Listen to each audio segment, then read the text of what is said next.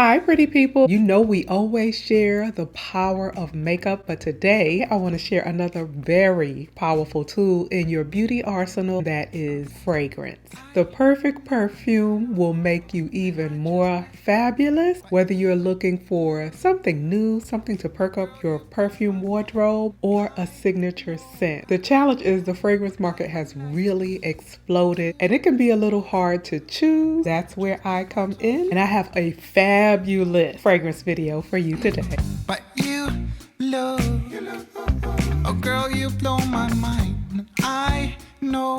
Hi, it's Crystal, your very own personal beauty pro. And if you're new to me, I actually am a beauty professional. I am a makeup artist, and my primary work is in what's called advertising or commercial. I work in several facets of the beauty industry, and what I absolutely love is empowering, educating, and entertaining through beauty. If you're new, be sure to subscribe. Let me know if you are a fellow perfume lover. The first fragrances I'm going to share are two that I actually passed along for someone else to enjoy. I don't like to hoard fragrances. I would much rather, even when I love something, I would much rather someone else wear and enjoy it rather than just have it as a trophy. Victor and Rolf's Flower Bomb Tiger Lily. I was giddy when I saw that they were going to release a flanker, and this one is a yummy mango and coconut milk take. I love Flower Bomb nectar. It is sinfully sugary, so you really have to like it sweet. This one is kind of like a tropical take on that. No matter how sophisticated my scent palette gets, I still love a good sugary sweet fragrance, but I didn't see myself reaching for it as often as it deserved. I was so excited when I saw that they were releasing a new flanker to the delicious Valentino Donna Born in Roma. I did share a short video about my thoughts on it, and it really is a nice fragrance. It's a beautiful, fresh, tea-inspired take on the delicious vanilla and jasmine Born in Roma. And it's not that I wouldn't wear it and enjoy it, and I suspect it would be a nice compliment getter and really fun for summer, but it's so similar to things that I already have in my arsenal. I was concerned that I really wouldn't get a lot of wear out of it. And speaking of the Born in Roma franchise, which does have some kind of hold on me, I, like many of you girly girls, could not resist getting this rendition of Born in Roma. The name of this one is Rendezvous Pink PP, and despite the elementary school jokes about the name, it does have some significance. PP is a nod to Pier Paolo Piccioli, who was creative director and came out with that stunning fuchsia lineup a few seasons ago for Fashion Week. Valentino brand collaborated with the Pantone Color Institute to concoct this particular shade. This fragrance is a floral amber. It has hints of floral, but it has that warmth and that vanilla aspect of amber. It's that delicious bourbon vanilla. The bourbon does not stand for liquor. It's actually the region. Although I will say that the Donna Born in Roma family does have a sort of liqueur or a boozy expression. It has orange blossom, sweet, citrusy, similar to the original, but brighter. It's very feminine, very delicious. The performance is beautiful. It's a crowd pleaser. It was even a hit at the post office. It's sweet and delicious enough for a playful daytime event. That sweetness is intoxicating enough to wear it in the evening. Was it an absolute must-have? Maybe not, but it is a yummy fragrance. If you're a collector, you'll enjoy it. So you know the love is real. I also have the original and the intense. Let me know if you want to see a fragrance feature where I talk in detail about either of these. I've been exploring several of the oud collection by the very prolific Kayali. I've been so tempted to do a dedicated video to the Kayali brand, to their marketing strategy, to their fragrances. I may just follow through on that. Unfortunately, I noticed that they have changed their atomizers in recent collections, and I much preferred the one they had at first. If and when I do that dedicated brand review, I'll speak more on that. Back to the oud collection. The first one is Cafe Oud. It is beautifully blended. It's like the notes are all dancing together. No particular note is just taking over the fragrance. At first it may seem a little simple, but then some subtle complexities come through. It's very unisex. It would be mysterious on a woman and magnetic on a man. It kind of smells like soft, smooth oud chips that have been soaked in a rose oil. You could rock this year round, but it definitely says more fall, winter to me. This is kind of like a black cashmere fitted dress and stiletto boots kind of fragrance. I like cafe oud, but I do wish more of the cappuccino or the coffee or espresso note would come forward and linger more. Although they're really not the same, it does give me a similar vibe to Coco Noir by Chanel. Then there's Vanilla Oud. I've been wearing this one quite a bit. For it to be called Vanilla Oud, it is not very predictable. It has a unique scent, like sweetened vanilla sprinkled on top of fresh wood shavings. To my nose, it's almost aldehydic or soapy, like a creamy luxury bar of soap. There's this mysterious element about it. It is smooth, sweet, woody. The gentlemen give very enthusiastic compliments about this, so it's also very alluring. At first whiff, I thought it was nice, but the more I wear it, the more I find it to be special. Rose Oud. Now this is what I call jet fuel oud. This is deep, dark rose petals misted with citrus, vanilla, and oud. It has that true oud, that fuel-like, almost gasoline-like quality. It has a similar vibe, but it's not identical to Bond No. 9's Perfumista Avenue. It has lemon, geranium, Bulgarian rose, and you can definitely sense each of those does have that little hint of Middle Eastern flair. Now, I will say that all of the oud collection has beautiful performance. And this is tobacco oud, and I have it in a smaller bottle because I was having one of those moments of clarity where I need to be reasonable and I have so many fragrances already, so just get the small one. And spoiler alert, I do regret it because this turned out to be one of my favorites in the collection. And this little bottle is half gone. It has a similar element to Tom Ford's Tobacco Vanille, but they are different fragrances.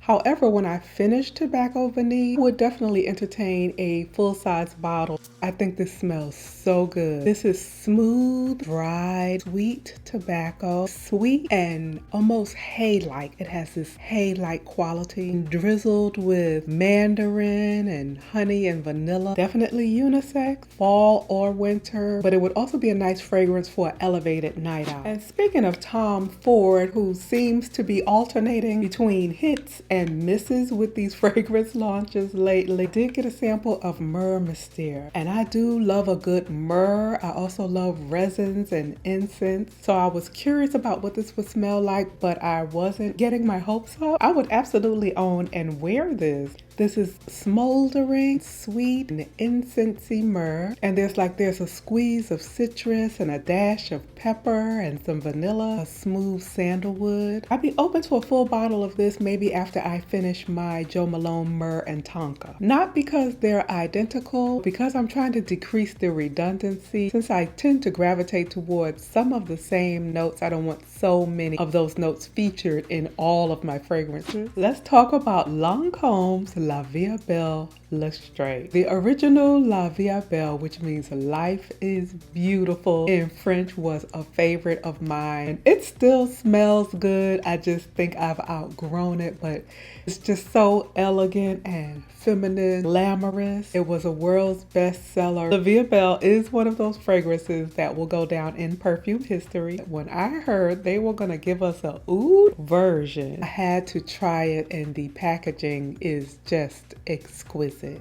One of the first things I said when I smelled La Vie Belle L'Estee was that this is Oud Bouquet's sister. Not her younger sister, not her older sister, just her fabulous sister. One of them drives a Maybach, one of them drives a Bentley. Oud Bouquet is by Lancome in their elevated line. They're very different, but I think maybe that sweetened oud quality is why they remind me of one another. This is a deep, dusty, almost floral. It has some of the original DNA, that delicious sweetness, but it's powdery and airy and almost dusty with the iris. The oud wood is soft and smooth, almost has a delicious nutty quality. The very first day I took this out on the town to run errands, it was complimented everywhere I went. And a good compliment getter will take you up a few notches in my fragrance collection. Who doesn't love a good compliment? Tiffany Rose Gold Intense. I have and I enjoy the original. There are a few things I've always wanted the original to do, and they actually did exactly that with this Intense. Also love that Tiffany does not rush their flankers. So when they add something to a collection, it does tend to be different and meaningful and add something to the collection rather than being redundant. This is Intense, bright, tart, sweet, musky rose. Pink sugar, there's a unique marine accord that's very subtle. There's a touch of spice, orange flower, jasmine. Love that they've made it sweeter with that pink sugar. That's just what I wanted all season, day or night. Nice for brunch or an early dinner. This is Burberry Goddess. If it wasn't for getting a copyright strike, I would cue Deborah Cox. How did you get here? You're not supposed to be here, because I'm really not supposed to have this fragrance. There's a lot of buzz around this release, so I ran to get a whiff of Burberry Goddess. When I got there, the one drop that was left in the tester did not impress me. I smelled it repeatedly because I'm like, surely this is not what the girls are raving about. And I left underwhelmed. But the more I heard about it, the more perfume peer pressure got the best of me. And I said, okay, let me give it another try. Nothing clicked. And I don't know, at some point there must have been a sale or I blacked out or something. I ended up ordering it. And when it arrived, I did like it better. I still wasn't in love with it. And I don't want to just have fragrances that I like. So I decided I was either going to have to give it away or return it. But I said, let me give it one more try. I got this softly sweetened, almost soapy floral with a touch of lavender for freshness. At first, I was really rejecting the Mon Guerlain comparisons, and I love Guerlain's Mon Guerlain. I now could see where this would give you a sort of Mon Guerlain eau fraiche. It is a beautiful, sweet, airy vanilla lavender floral. It does have an alluring, addictive quality. Now, I'm still not saying run out and buy it, but I definitely think it's worth getting a sample and actually wearing it on skin. Dolce & Gabbana's Devotion. I don't know what got into me, but I blind bought this one.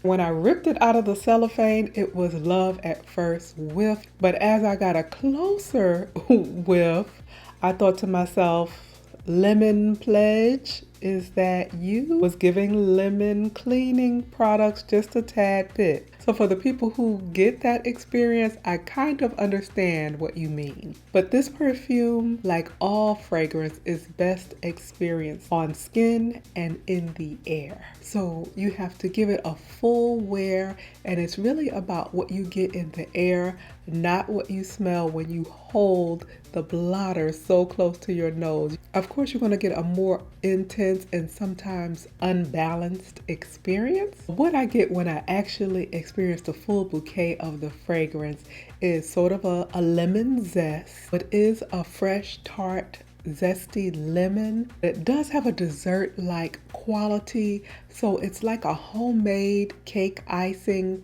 but the icing is not super sweet, it's just lightly sweetened. Some citrus, and it leans more citrus than sugary. And there's orange blossom. There's this slightly bitter green, neroli petitgrain type of vibe that Love Don't Be Shy gives. The brand calls it a candied citrus. It does get lovely compliments. The 7 Virtues Cherry Ambition, and I really like the 7 Virtues as a perfume house.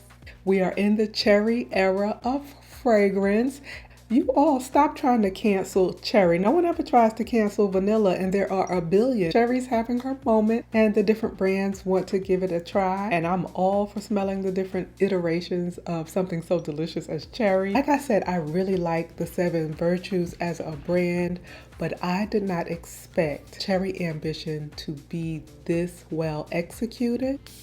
This is delicious, but it is not a juvenile cherry. It is elevated. It smells like a cherry cordial, cherry liqueur, cardamom, myrrh. If you're familiar with Tom Ford's cherry trilogy, this reminds me of if you would mix cherry smoke with lost cherry, elevate the performance, and you would come pretty close to Cherry Ambition. This is beautiful. Guerlain Tobacco Honey. I've had it for a few months and it just gets more delicious.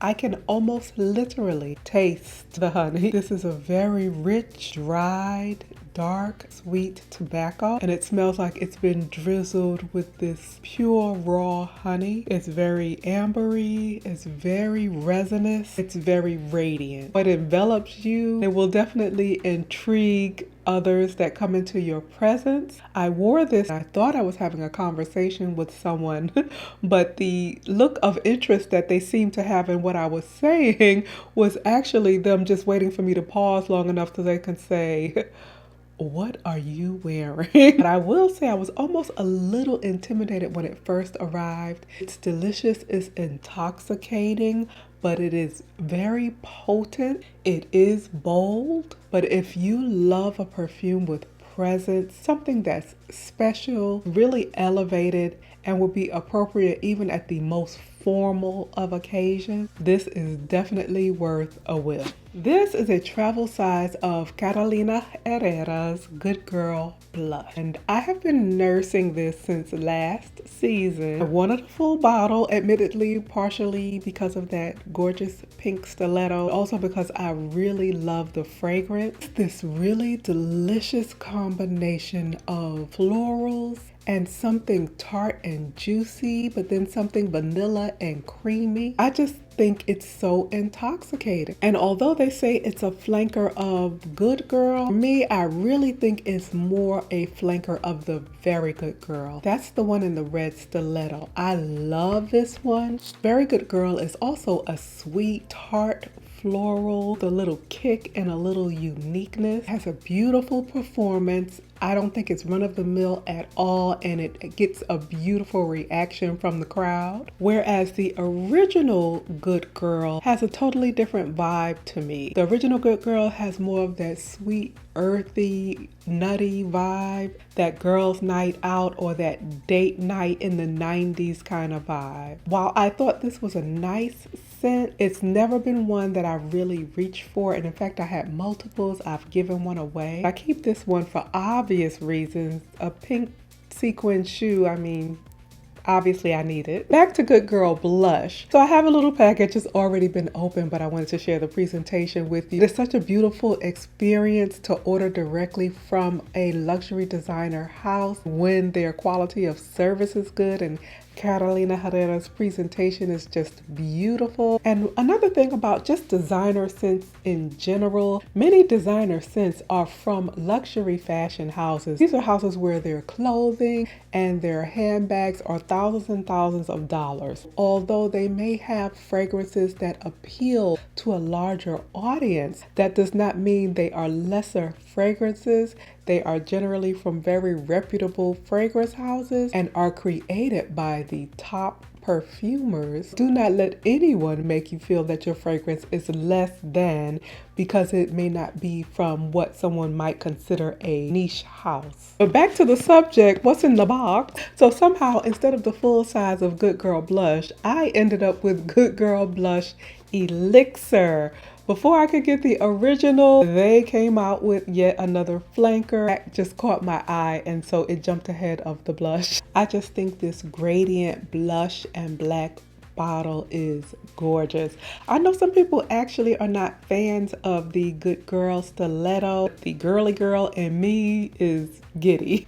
The atomizer is also beautifully made. And in the early days of Good Girl, This is actually an award-winning bottle in fragrance circles. This is a creamier, slightly smokier, smoother, more vanilla version of Good Girl Blush. It has that yummy floral sweet quality in Good Girl Blush, but it's not as tangy. It takes a woodier, deeper tone. Added some mandarin, so there's that touch of orange sweetness along with some smoky patchouli, but it's very soft and smooth. I still want the Good Girl Blush. This is feminine, addictive, year-round for sure. This is a pretty addition to the blush family. I also love the extra touches that luxury houses provide. They gave a couple of travel sizes, and there's a personalized note. It's a travel size of Very Good Girl Glam. Now, I don't have a full bottle of that because I thought it was a little too close to Very Good Girl, but I'm really glad to have this size, and this is adorable. And then there's also a travel of the blush elixir, so that will be great for travel. Let me know what your favorite fragrances of the moment are. Are you a fragrance girly? What are your favorite notes? Let's talk about it in the comments. Until we meet in the very next video, keep it pretty. Keep on talking to me. You keep on telling me your dreams. You keep on talking to me. But I just wanna see